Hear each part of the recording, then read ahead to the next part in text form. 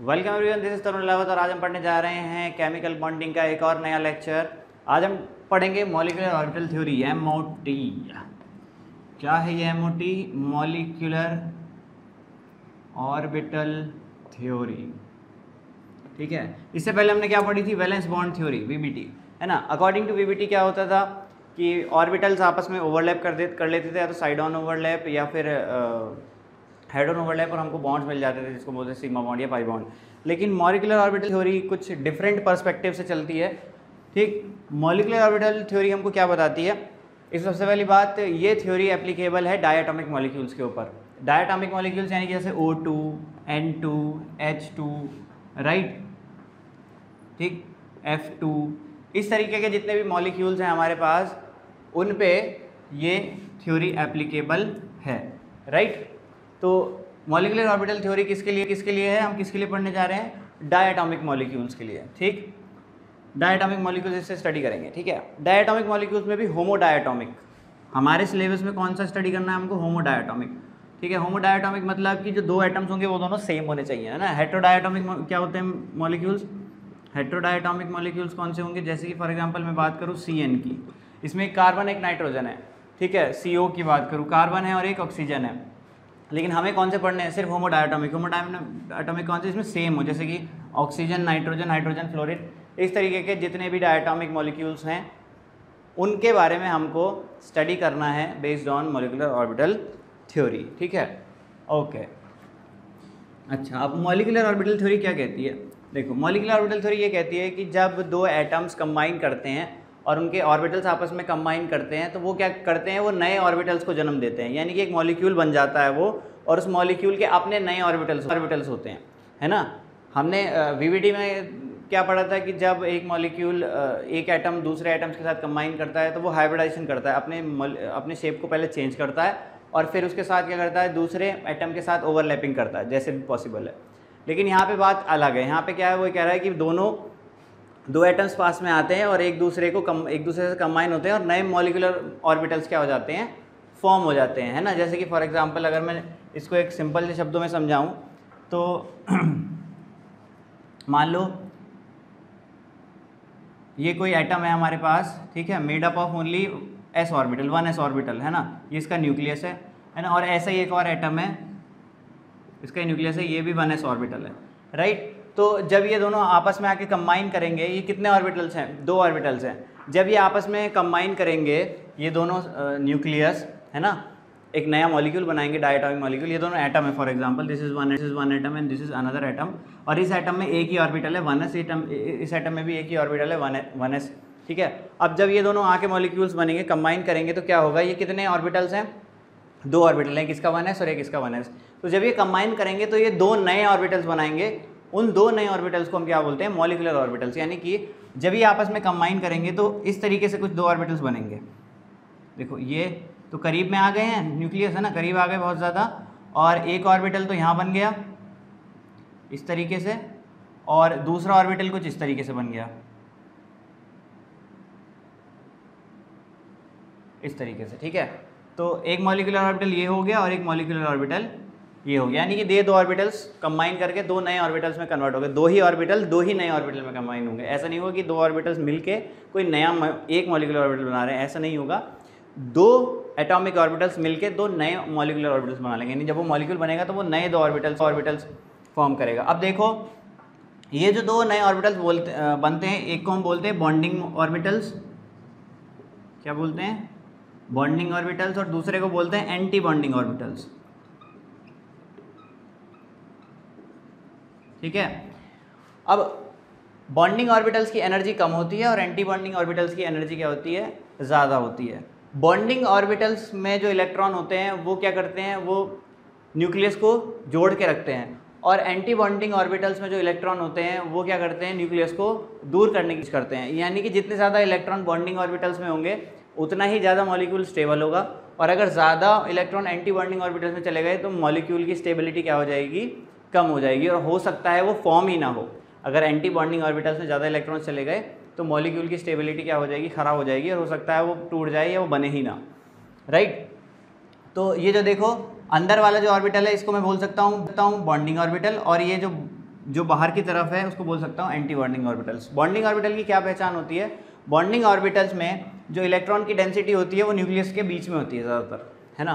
तो यहाँ पे इलेक्ट्रॉन अगर घूमेंगे इस ऑर्बिटल में तो वो न्यूक्लियस के बीच में है, लेकिन अगर इलेक्ट्रॉन इस वाले ऑर्बिटल्स में ट्रैवल करेंगे तो वो क्या है, वो न्यूक्लियस के बाहर की तरफ ज़्यादा है, राइट। तो जब इलेक्ट्रॉन्स बीच में होते हैं तो वो क्या करते हैं, इस पॉजिटिवली चार्ज न्यूक्लियस को भी अपनी तरफ अट्रैक्ट करेंगे और इस पॉजिटिवली चार्ज न्यूक्लियस को भी अपनी तरफ अट्रैक्ट करेंगे। लेकिन अगर इलेक्ट्रॉन यहाँ से निकल के कौन से ऑर्बिटल्स में चले गए, बाहर वाले ऑर्बिटल्स, ये जो ऑर्बिटल है तुम्हारा एंटी बॉन्डिंग ऑर्बिटल में चले गए, तो न्यूक्लियस के बीच में इलेक्ट्रॉन्स तो है नहीं, तो न्यूक्लियस क्या करेंगे, रिपल्शन करके दूर भागने की कोशिश करेंगे। समझ में आई बात? तो बॉन्डिंग ऑर्बिटल्स क्या करते हैं, वो अट्रैक्शन करते हैं न्यूक्लियस के बीच में, यानी कि वो दो जो एटम्स हैं उनको स्ट्रांगली एक दूसरे की तरफ अट्रैक्ट करा के रखते हैं। लेकिन जो एंटी बॉन्डिंग ऑर्बिटल्स में जो इलेक्ट्रॉन्स हैं वो क्या करते हैं, वो क्योंकि न्यूक्लियस के बीच में होते नहीं, तो न्यूक्लियस जो एक दूसरे की तरफ अट्रैक्शन करते थे वो अट्रैक्शन खत्म हो जाएगी और रिपल्शन क्या हो जाता है, बढ़ जाता है। समझ में आई बात? ठीक है। अच्छा, तो आगे बढ़ते हैं आप। ठीक, अब मॉलिक्यूलर ऑर्बिटल थ्योरी ये भी कहती है कि जब एटम्स करीब आते हैं तो उनके जो ऑर्बिटल्स है वो कंबाइन करते हैं और नए मॉलिक्यूलर ऑर्बिटल्स को जन्म देते हैं। तो इसमें पहली बात ये है कि अगर आप 1s कंबाइन होगा तो वो दूसरे एटम के 1s से ही कंबाइन होगा, 2s कंबाइन होगा तो दूसरे 2s के साथ ही वो ओवरलैपिंग करके नए ऑर्बिटल्स बनाएगा।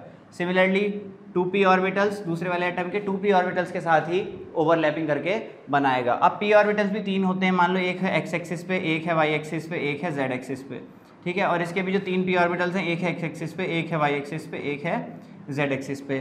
तो जब ये ऑर्बिटल्स p ऑर्बिटल्स कंबाइन करेंगे तो इसमें भी x वाला x के साथ कंबाइन करेगा, y वाला y के साथ कंबाइन करेगा और z वाला z के साथ कंबाइन करेगा। ऐसा कभी भी नहीं होगा कि 1s जो है इसके 2s के साथ कंबाइन कर जाएगा, इसके 2s इसके 2p के साथ कंबाइन कर जाएगा, इसका py इसके pz के साथ कंबाइन कर जाएगा। ऐसा पॉसिबल नहीं है, है ना। वैलेंस बॉन्ड थ्योरी में ये सब पॉसिबल था, वहाँ सब ये सब चीज़ें चल सकती थी, लेकिन MOT क्या है, एक डिफरेंट अप्रोच है टुवर्ड्स फॉर्मेशन ऑफ मॉलिक्यूल्स। समझ में आई बात? और हम किस पे पढ़ रहे हैं इस MOT को, सिर्फ होमो डायटोमिक मॉलिक्यूल्स के ऊपर, राइट। अच्छा, तो ये बात हुई कुछ MOT के बारे में, ठीक। अच्छा, अब MOT से हम क्या क्या पता कर सकते हैं? हम MOT से बहुत सारी चीज़ें पता कर सकते हैं। पहली बात तो ये पता कर सकते हैं कि बॉन्ड ऑर्डर क्या होगा मॉलिक्यूल का। बॉन्ड ऑर्डर से हम क्या समझते हैं कि मॉलिक्यूल्स के एटम्स के बीच में कितने बॉन्ड्स बने हुए हैं, है ना। दो जो एटम हैं उनके बीच में कितना बॉन्ड है। जैसे कि अगर मान लो O2 की बात करो तो इसका बॉन्ड ऑर्डर क्या है, 2। इसके बीच में कितने बॉन्ड्स हैं, 2, राइट।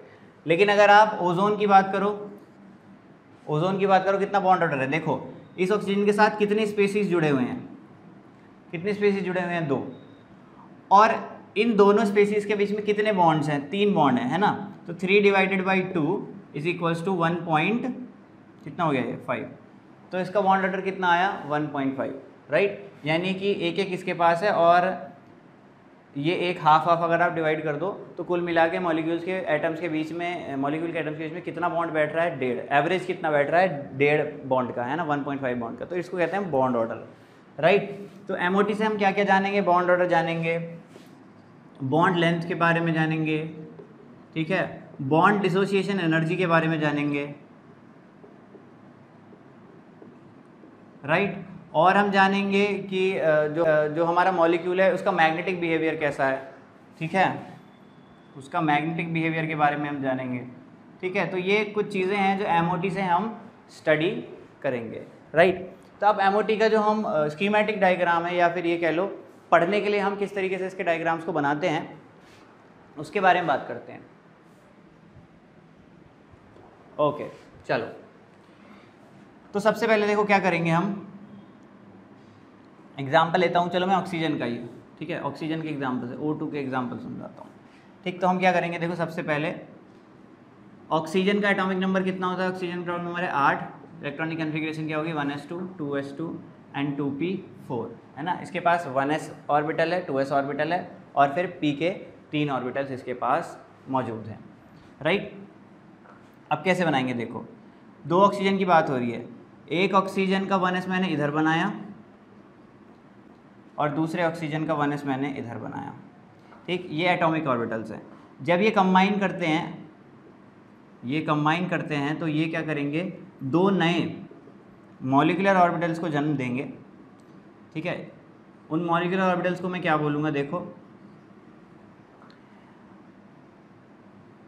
इसको बोलूँगा मैं सिग्मा एस और इसको बोलूँगा sigma star 1s, sigma 1s और sigma star 1s orbital, right. ये मैं इसका नाम दूंगा। जो सिग्मा 1s है ये है बॉन्डिंग मॉलिक्यूलर ऑर्बिटल और सिग्मा स्टार 1s है ये है anti bonding molecular orbital, right. अच्छा, इसके बाद बढ़ते हैं आगे 2s, फिर मैं बनाता हूँ 2s ऑर्बिटल। ठीक है, ये हो गया 2s, दूसरे ऑक्सीजन का 2s यहाँ। अब ये दोनों कंबाइन करके दो मॉलिक्यूलर ऑर्बिटल्स को जन्म देंगे। ठीक है, इस मॉलिक्यूलर ऑर्बिटल को नीचे वाले को मैं बोलूँगा सिग्मा 2s और इसको बोलूँगा सिग्मा स्टार 2s, यानी कि ये 2s का बॉन्डिंग मॉलिक्यूलर ऑर्बिटल है और ये क्या है, एंटी बॉन्डिंग मॉलिक्यूलर ऑर्बिटल है, राइट। फिर इसके बाद बढ़ जाते हैं अपन 2p पे। तो क्योंकि p में कितने कितने ऑर्बिटल्स होते हैं, 3, तो मैं p के 3 ऑर्बिटल्स एक ऑक्सीजन के इधर बनाऊंगा और दूसरे वाले ऑक्सीजन के इधर 3 ऑर्बिटल्स बनाऊंगा, राइट। और ये हो गया हमारा 2px 2py 2pz। सिमिलरली इधर भी 2px 2py एंड 2pz है ना, 3। अब ये 3 आपस में कंबाइन करेंगे। जब ये आपस में कंबाइन करेंगे तो सबसे पहले देखो जो कंबाइन करेगा वो करेगा यहाँ पे किस तरीके से, देखो ये 6 ऑर्बिटल्स हैं, ये 6 ऑर्बिटल्स हैं, तो कुल मिला के यहाँ पे 12 ये 3 है, ये 3 है, तो 6 ऑर्बिटल्स हो गए। तो कुल मिला के कितने मॉलिक्यूलर ऑर्बिटल्स पैदा हो जाएंगे, 6 मॉलिक्यूलर ऑर्बिटल्स हमारे पास पैदा हो जाएंगे। और उनको मैं बना सकता हूँ किस तरीके से, 2 ऑर्बिटल्स यहाँ, ठीक,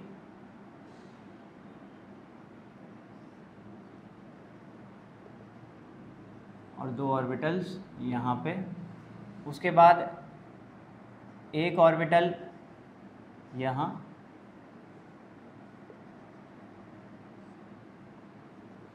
और फिर एक ऑर्बिटल इस तरीके से।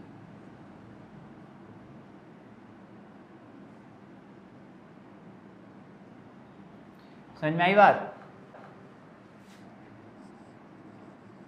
ठीक, तो 1 2 3 4 5 6 इस तरीके से मैंने बनाया जो डायग्राम है हमारा, राइट। अच्छा, अब देखो इसको बोलूँगा मैं, तो ये सिंगल है, इसको बोलूँगा सिग्मा 2pz और ये हो जाएगा आपका सिग्मा स्टार 2pz, है ना। तो z वाले को हमने यहाँ लिख दिया। अब बचा x और y, तो इसको बोलूँगा पाई, इसको क्या बोलेंगे, पाई, क्या नाम है इसका, पाई 2px और ये है पाई 2py। सिमिलरली इस वाले ऑर्बिटल का नाम है पाई स्टार 2px और इसका नाम है पाई स्टार 2py। ठीक है, नेमिंग समझ में आई? सबसे पहले भाई हम किसकी बात कर रहे हैं, हम O2 मॉलिक्यूल की बात कर रहे हैं, क्योंकि है ना, हम बात कर रहे हैं O2 की। तो O2 में एक ऑक्सीजन और एक ऑक्सीजन कंबाइन करेंगे तो इसके पास क्या है, 1s2 2s2 2p4। सिमिलरली इसके पास भी क्या है, 1s2 2s2 2p4। ये वाले ऑर्बिटल्स है ना। अब 1s के साथ कंबाइन करेगा, 2s के साथ कंबाइन करेगा, 2p के साथ कंबाइन करेगी, 2p में भी जो px है वो px के साथ कंबाइन करेगा, py इसके py के साथ कंबाइन करेगा, pz जो है इसके pz के साथ कंबाइन करेगा। समझ में आ रही है बात? तो सबसे पहले देखो जो हाइट है वो हाइट क्या बताती है हमको, इंक्रीजिंग एनर्जी। ठीक है, हाइट का मतलब क्या है, हम ऊपर को बढ़ रहे हैं, यहाँ पे ऊपर को बढ़ने का मतलब क्या है, एनर्जी इंक्रीज हो रही है। ठीक है, ऑर्बिटल्स की एनर्जी इंक्रीज हो रही है। तो आपने अबाव प्रिंसिपल में चैप्टर नंबर 2 में पढ़ा है कि 1s की एनर्जी कम होती है, उससे ज़्यादा 2s की होती है, उससे ज़्यादा 2p की होती है। पढ़ा है कि नहीं पढ़ा? तो वही कर रहे हैं। हाइट हमको क्या बता रही है? Energy of molecular orbitals. ठीक, तो यहाँ पे 1s और 1s में कंबाइन किया, 2 ऑर्बिटल्स बनाए, एक एंटी बॉन्डिंग और एक बॉन्डिंग। एंटी बॉन्डिंग की एनर्जी हमेशा ज़्यादा होती है, बॉन्डिंग कम होती है। तो बॉन्डिंग का नीचे बना दिया जिसका नाम दिया सिग्मा 1s, और एंटी बॉन्डिंग का ऊपर बना दिया जिसका नाम दिया सिग्मा स्टार 1s। सिमिलरली फिर 2s और 2s कंबाइन हुए, एक बना सिग्मा 2s जो कि बॉन्डिंग है, और एक बना सिग्मा स्टार 2s जो कि है एंटी बॉन्डिंग। क्लियर? उसके बाद 2px 2py 2pz, और इसका भी 2px 2py 2pz। उसमें मैंने सबसे पहले z का दिखाया आपको कि z कंबाइन करके क्या बना लेते हैं, है ना, या फिर ये कह लो कि ये कुल मिला के 6 है, तो 6 ऑर्बिटल्स मैंने कैसे बनाए? 2 यहाँ, 1 यहाँ, फिर 2 यहाँ, 1 यहाँ। ठीक, ये सब है तुम्हारे बॉन्डिंग, और ये तीनों क्या है? Anti bonding. ठीक, इसको मैं क्या बोलूँगा? पाई 2px इसका नाम है, और इसका नाम है पाई 2py, इसका नाम है पाई 2pz। सिमिलरली इसका हो जाएगा पाई स्टार 2px, स्टार का मतलब anti bonding, pi star 2py, है ना। और सिमिलरली हो जाएगा, देखो ये सिग्मा है, ये पाई है, ये भी पाई है, और ये फिर से क्या है? ये सिग्मा है, तो ये भी क्या है? Sigma star 2pz। यहाँ तक बात क्लियर होनी चाहिए। तो ये है हमारा डायग्राम। इस तरीके से हम MOT का डायग्राम बनाते हैं। अब हमने क्यों बनाया डायग्राम, क्या फ़ायदा है इस डायग्राम को बनाने का? अबाव प्रिंसिपल को यूज़ करते हुए हम इसमें इलेक्ट्रॉन्स को फिल करना शुरू करेंगे। ठीक है, Aufbau principle, Pauli's exclusion principle और हंट्स रूल, ठीक है, तीनों को इस्तेमाल करते हैं। यानी कि इंक्रीजिंग ऑर्डर ऑफ एनर्जी में हम इलेक्ट्रॉन्स को भरना शुरू करेंगे। ठीक है, जिन ऑर्बिटल्स की सेम एनर्जी होगी उसमें पहले एक एक इलेक्ट्रॉन भरेंगे, उसके बाद पेयरिंग करेंगे, और तीसरी बात, एक ऑर्बिटल में हम सिर्फ 2 इलेक्ट्रॉन को रख सकते हैं। यही तीनों रूल हमने किसमें पढ़े थे? चैप्टर नंबर 2 में, राइट।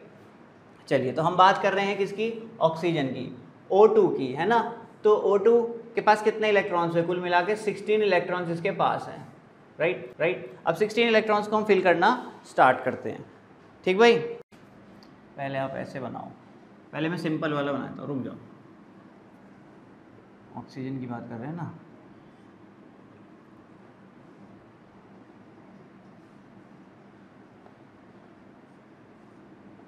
ये हो जाएगा आपका ये वाला, इसका नाम हो जाएगा सिग्मा 2pz, और इसका नाम हो जाएगा पाई 2px, और इसका नाम हो जाएगा पाई 2py, right.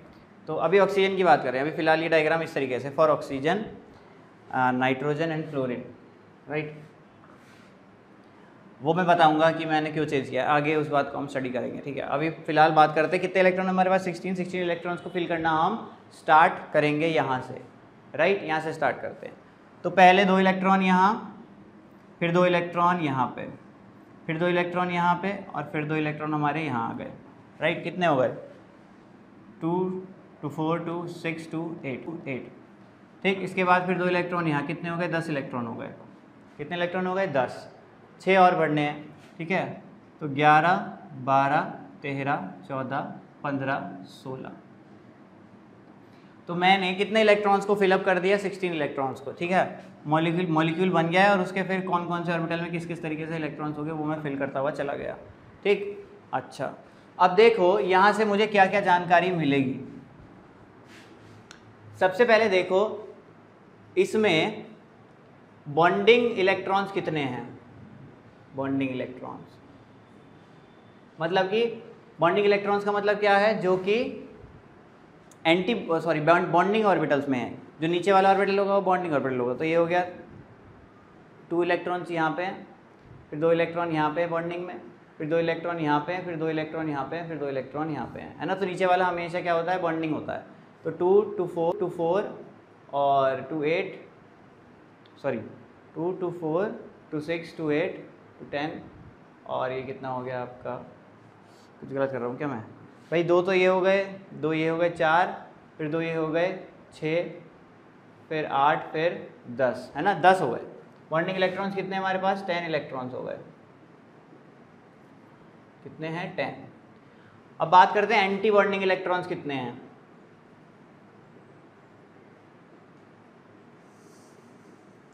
Anti bonding electrons कितने हैं हमारे पास? देखो 2 2 4 और 2 6, कितने हैं? 6। बॉन्ड ऑर्डर निकालने का फॉर्मूला होता है bonding electrons minus anti bonding electrons divided by 2, right. तो यहाँ पे क्या आया 10 - 6 डिवाइडेड बाई 2 यानी कि 4/2 इज इक्वल्स टू 2, राइट। तो बॉन्ड ऑर्डर कितना आया 2, और हम जानते भी हैं ऑक्सीजन के बीच में कितना बॉन्ड ऑर्डर होता है 2 का, राइट। ऑक्सीजन के बीच में कितना बॉन्ड ऑर्डर होता है 2 का बॉन्ड ऑर्डर होता है, राइट। ठीक है, तो बॉन्ड ऑर्डर निकाल लिया यहाँ से हमने। अब बात करते हैं इसके मैग्नेटिक बिहेवियर की, राइट। बात करते हैं इसका मैग्नेटिक बिहेवियर। देखो मैग्नेटिक बिहेवियर में हमारे पास 2 मैग्नेटिक बिहेवियर होते हैं, एक डायमैग्नेटिक और एक पैरामैग्नेटिक, ठीक। डायमैग्नेटिक वो होते हैं जिनके पास पेयर्ड इलेक्ट्रॉन होते हैं सारे, कोई भी अनपेयर्ड इलेक्ट्रॉन नहीं होता, राइट। और पैरामैग्नेटिक मटेरियल्स वो होते हैं जिनके पास अनपेयर्ड इलेक्ट्रॉन्स होते हैं। तो यहाँ पे देखो इस मॉलिक्यूल के पास अनपेयर्ड इलेक्ट्रॉन्स हैं क्या, तो इसके पास अनपेयर्ड इलेक्ट्रॉन्स हैं। कितने अनपेयर्ड इलेक्ट्रॉन्स हैं 2 अनपेयर्ड इलेक्ट्रॉन्स हैं, ठीक है। तो ये कैसा हो गया, ये हो गया पैरामैग्नेटिक। मैग्नेटिक बिहेवियर इसका कैसा हुआ, ये हुआ आपका पैरामैग्नेटिक, है ना। और n कितना है इसके 2, यानी 2 अनपेयर्ड इलेक्ट्रॉन है इसके पास। अब कितना ज़्यादा मैग्नेटिज्म है और या कितना कम मैग्नेटिज्म है, उसके लिए हमारे पास एक टर्म होती है जिसको हम बोलते हैं मैग्नेटिक मोमेंट। क्या बोलते हैं, magnetic moment, right. BM magnetic moment.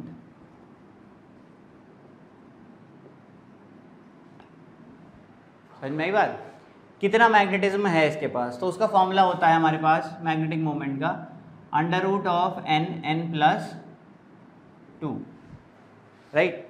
ये फॉर्मूला हमारे पास मैग्नेटिक मोमेंट निकालने का, राइट, n+2 मैग्नेटिक मोमेंट। तो यहाँ पे वैल्यू पुट कर देते हैं, तो ये हो जाएगा √2 × 2 + 2 कितना हो गया, √2 × 4 यानी कि √8 which is equals to approximately 2.9, right. तो हमने क्या निकाल लिया, इसका मैग्नेटिक बिहेवियर निकाल लिया और बॉन्ड ऑर्डर निकाला, राइट। और मैग्नेटिक मोमेंट कितना होता है उसके बारे में भी हमने स्टडी कर लिया, ठीक। आगे बढ़ते हैं, अब हम एक और मॉलिक्यूल के बारे में स्टडी करते हैं, राइट। चलो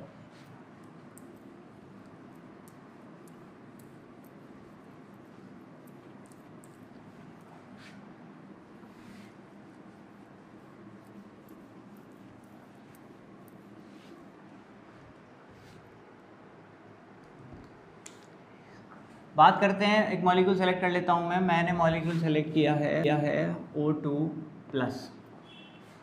राइट। O2+ के बारे में मुझे पढ़ना है, इसका मुझे सारी बॉन्ड ऑर्डर निकालना है और मुझे इसका मैग्नेटिक बिहेवियर निकालना है और मुझे इसका मैग्नेटिक मोमेंट निकालना है। तो सबसे पहले हम वापस अपने डायग्राम पे आते हैं कि ये हो गया 1s, दोनों ने ऑर्बिटल्स को जन्म दिया 2, एक बॉन्डिंग और एक anti bonding. This is sigma, है ना, 1s, and this is sigma star 1s, right. Similarly फिर 2s और 2s ने मिलके फिर से 2 ऑर्बिटल्स को जन्म दिया, एक है सिग्मा स्टार 2s और एक है सिग्मा 2s। फिर उसके बाद 3 p ऑर्बिटल्स इसके और 3 p ऑर्बिटल्स दूसरे वाले ऑक्सीजन के मिलके जन्म देते हैं ऑर्बिटल्स को, राइट। तो इस तरीके से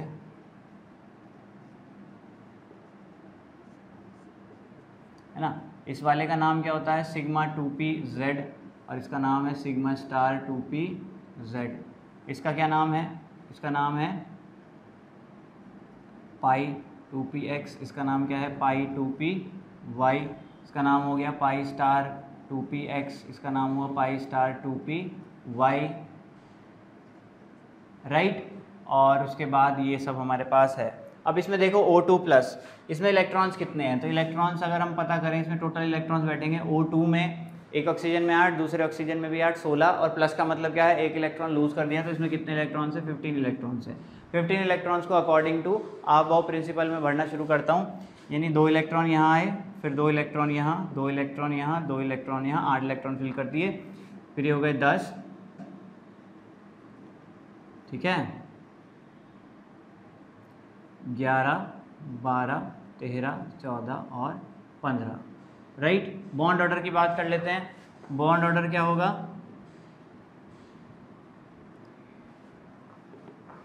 bonding electrons minus anti bonding electrons divided by 2, है ना। बॉन्डिंग इलेक्ट्रॉन्स कितने हैं? 2, 2, 4, 2, 6, 2, 8, 2, 10, राइट, 10 हो गए। माइनस एंटी बॉन्डिंग इलेक्ट्रॉन कितने हैं? 2, 2, 4 एंड 5, ठीक, 5 डिवाइडेड बाई 2, तो आ गया 5/2 इज इक्वल्स टू 2.5। तो बॉन्ड ऑर्डर कितना आया है? 2.5 का, ठीक। मैग्नेटिक बिहेवियर की बात कर लेते हैं। मैग्नेटिक बिहेवियर क्या हुआ? मैग्नेटिक बिहेवियर की बात करते हैं भाई। देखो मैग्नेटिक बिहेवियर की बात कर लेते हैं। तो अगर अनपेड इलेक्ट्रॉन है तो पैरामैग्नेटिक है, और अनपेड नहीं है, सारे पेड है तो डायमैग्नेटिक है। तो देखो एक अनपेड इलेक्ट्रॉन अभी भी है, तो यानी एक अनपेड इलेक्ट्रॉन है, ये कैसा हुआ? पैरामैग्नेटिक। और कितना पैरामैग्नेटिक यानी कितना मैग्नेटिज्म है, उसके लिए एक टर्म यूज़ होती है मैग्नेटिक मोमेंट। उसका फॉर्मूला होता है n+2 का रूट, ठीक है। यानी कि ये हो गया 1 × 1+2, यानी कि root of this is 3, right. यानी कि 1.73 will be your answer for magnetic moment, है ना। इस तरीके से हम इसको सॉल्व कर लेते हैं, ठीक। और आगे बढ़ते हैं, चलो और बात कर लेते हैं। किसकी बात करते हैं? एक और कोई एलिमेंट हम सेलेक्ट कर लेते हैं। जैसे कि फॉर एग्जांपल सेलेक्ट करते हैं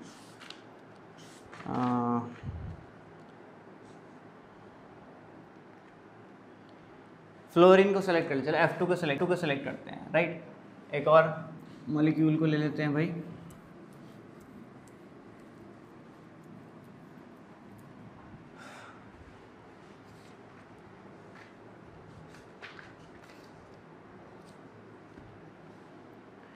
ठीक है, तो फ्लोरीन की बात करते हैं। चलो F2 फ्लोरीन में कितने इलेक्ट्रॉन्स होते हैं? एक में 9, तो 2 में कितने हो गए? 18, राइट, है ना। 18 हो गए ना F2 में। एक फ्लोरीन में कितना होता है? 9, ठीक। तो फ्लोरीन का 9 होता है, तो हम बना देते हैं 1s2 2s2 2p5, तो एक 1s 2s 2p5। यही डायग्राम हमारा फॉलो होगा, है ना। तो मैं बार बार तो बनाने जाऊंगा नहीं इसको, आप खुद बनाना। मेरे पास तो बोर्ड है, तुम्हारे पास कॉपी है, राइट, ठीक है। तो अभी वही स्ट्रक्चर है मेरे पास, और मेरे को क्या करना है? फिल करने हैं 18 इलेक्ट्रॉन्स, ठीक है। तो 2 नीचे, फिर 2 यहाँ पे, 4, 6, 8, 10, 11, 12, 13, 14, 15, 16, 17, 18, राइट। 18 इलेक्ट्रॉन्स फिल हो गए। बॉन्ड ऑर्डर की बात कर लेते हैं। बॉन्ड ऑर्डर कितना हो गया? Bonding electrons minus anti bonding electrons divided by 2। तो बात कर लेते हैं कितने हैं भाई बॉन्डिंग? 2, 2, 4, 2, 8, सॉरी 2, 6, 2, 8, 2, 10, 10 है bonding electrons. Anti bonding electrons कितने हैं? 2, 2, 4, 6 एंड 8 डिवाइडेड बाई 2, तो 2/2 यानी कि 1। अब आप खुद देखो फ्लोरीन को हम कैसे दिखाते हैं। फ्लोरीन के बीच में क्या बनता है? एक बॉन्ड बनता है।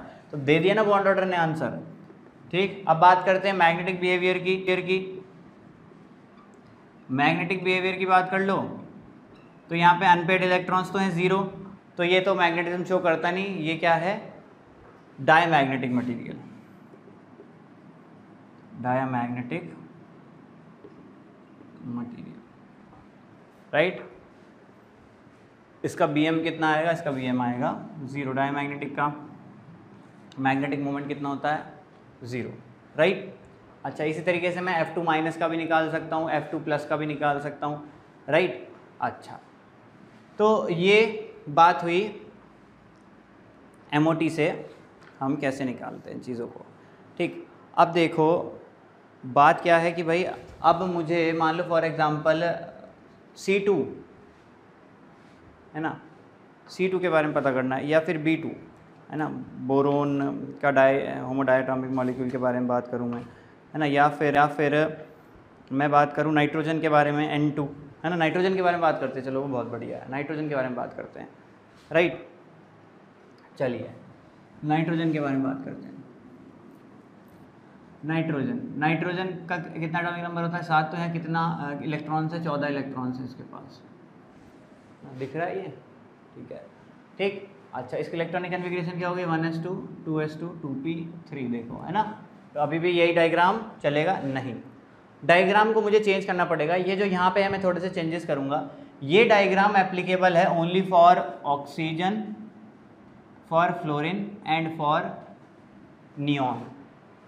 ये डायग्राम सिर्फ इन 3 के लिए एप्लीकेबल है। इसके अलावा कोई भी डायटॉमिक मॉलिक्यूल होगा, मुझे इस डायग्राम में एक चेंज करना होगा, और वो चेंज क्या है? वो चेंज ये है जिसको मैंने स्टार्टिंग में रफ किया था, यानी कि ये जो सिग्मा वाला जो ऑर्बिटल है जो यहाँ था नीचे, वो पहुँच जाएगा ऊपर, और पाई वाले कहाँ आ जाएंगे? पाई वाले आ जाएंगे नीचे, राइट। यानी कि सिग्मा 2pz ऊपर पहुँच गया, और पाई 2px एंड पाई 2py कहाँ आ गए? नीचे, राइट। तो जो पहले वाला डायग्राम था वो एप्लीकेबल था only for oxygen, fluorine and neon, ठीक है। इसके अलावा हम कौन सा यूज़ करेंगे? ये वाला डायग्राम हम यूज़ करेंगे। तो चलो फिर से मैं इलेक्ट्रॉन्स को फिल करने की कोशिश करता हूँ, ठीक है। कितने इलेक्ट्रॉन्स मुझे फिल करने हैं? मेरे को 14 इलेक्ट्रॉन्स फिल करने हैं, तो फिल करते हैं जल्दी से। 2 इलेक्ट्रॉन यहाँ आ गए, 4 6 8 9 10 11 12 13 14, ठीक है, फिल हो गए। अच्छा, बॉन्ड ऑर्डर की बात कर लेते हैं। बॉन्ड ऑर्डर क्या आएगा? Bonding electron minus anti bonding electron divide by 2। Bonding electron की बात करते हैं, 2 2 4 और 4 और ये कितने हो गए? 6, तो 10 हो गए। माइनस एंटी बॉन्डिंग की बात कर लेते हैं, 2 2 4, सिर्फ 4, ठीक। तो ये आ गया 6/2, आंसर आया 3। तो बॉन्ड ऑर्डर कितना आया? 3 आया बॉन्ड ऑर्डर। और आप जानते हो नाइट्रोजन का अगर आप मॉलिक्यूल बनाओगे, जो हम पढ़ते आए हैं, वो हमेशा आपस में क्या बना के रखते हैं? ट्रिपल बॉन्ड बना के रखते हैं। ये हम पहले पढ़ चुके हैं, राइट, ओके। तो इस तरीके से हम सॉल्व कर लेंगे। तो याद रखना है सारे एटम्स में या सारे मॉलिक्यूल्स में यही डायग्राम अप्लाई होना है, लेकिन जो इससे पहले मैंने पढ़ा है वो किस किस में अप्लाई होता है? ऑक्सीजन में, फ्लोरीन में और नियॉन में, ठीक। तो एमओटी में आज बात यहीं ख़त्म करते हैं, और पढ़ेंगे हम नेक्स्ट लेक्चर में। तब तक के लिए टेक केयर।